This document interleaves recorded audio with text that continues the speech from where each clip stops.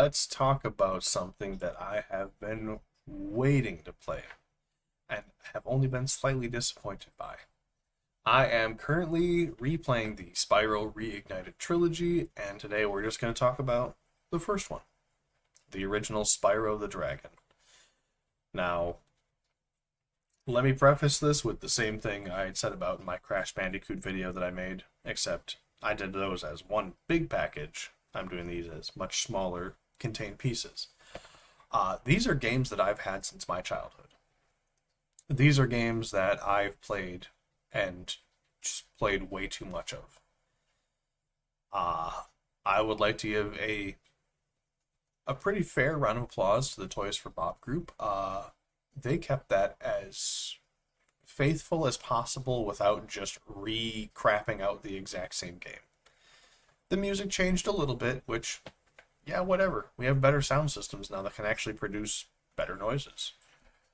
Spyro's arms aren't underneath his body, they're more out front of his body, but I think that's the Skylander's body design, so I got no miff there. Everything felt how I'm sure childhood me imagined it. Nork's henchmen in the Peacekeeper's world seemed a little less froggy. But I mean, I'm splitting hairs to try and find something I really don't like about this, and there's nothing. It was such a faithful recreation that, like, if it wasn't for Spyro's voice being a little different sounding, or the graphics being updated, or the music being slightly changed, nothing changed. Like, one for one, it's as childhood remembers. There is only one difference, though. Childhood me would be envious of today me, because today me actually 120%ed the game. As a kid, I don't think I could solve all of the puzzles for jumping, which, if you watch the video, clearly adult me was also having a problem solving those probably 50 IQ puzzles where you had to jump and like speed jump to something else. Clearly I didn't have my brain with me while doing those. I spent enough time in treetops where I had to adjust my graphic settings 9 times because my computer got tired of seeing the level treetops. Once I got through a few levels at 100%, I was like, man, I don't think I ever beat this game fully as a kid. And so I just set out to make it a goal. I know it seems weird to do after saying it wasn't worth it in Crash Bandicoot because I had already beaten it. It wasn't worth it in Batman because I didn't want to waste the time.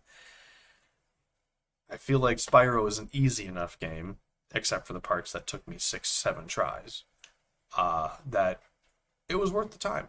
I mean, it was just a few hours out of the day. It was a one-shot sit-down.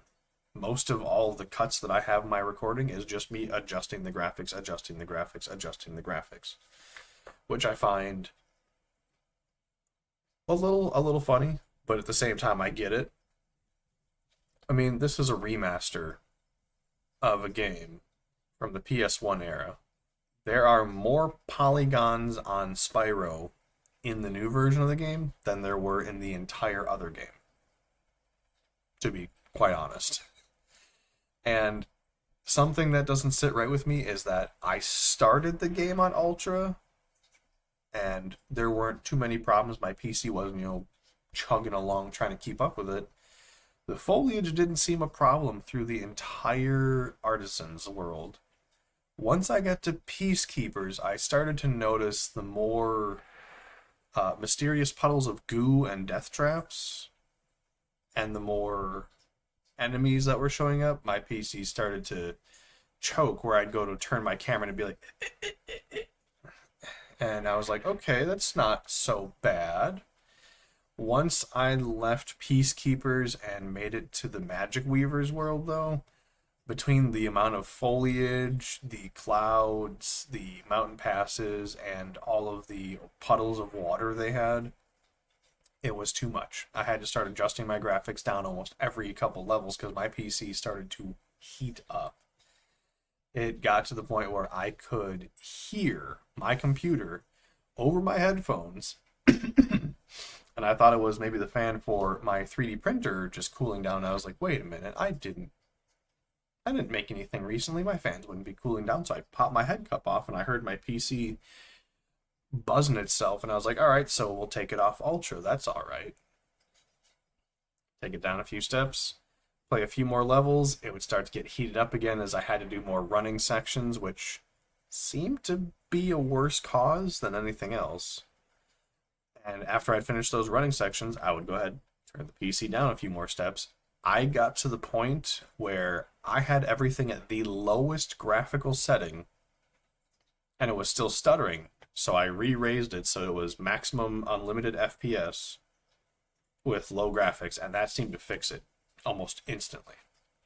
I don't know what setting was killing my PC so actively, but I mean, it's a PS1 game, Toys for Bob. We don't need 4K resolution grass. I'm glad that they added it, but I mean, as a whole, I think that's a modern gaming problem is they're over-engineering little things so that the game feels more realistic, but it's Spyro. Let me feel like a kid again. And for the most part, yeah, I did feel like a kid again. Uh, I finally got to go to Nasty Nork's treasure room, which I never got to do as a kid. And you know what? I feel like I accomplished something there. I'm actually genuinely looking forward to seeing what parts 2 and 3 look like. I really hope we don't have the exact same issue where they over-engineered graphics and I gotta turn everything down to low. Because I'll admit, once I turn it down to low, Spyro looked amazing. The worlds he was running through looked kind of eh. I look forward to putting up Arts 2 and 3 soon, hopefully. I've got nothing more to say. Honestly, it's a positive experience. If the graphics are locked on the game systems and don't turn your game systems into a hot pile of mush, and you were an avid 90s kid, please buy these games. You will not regret it. At least part 1. I can't speak for 2 and 3 yet, but we'll get there soon. So far, worth it. I will catch you guys on the next one.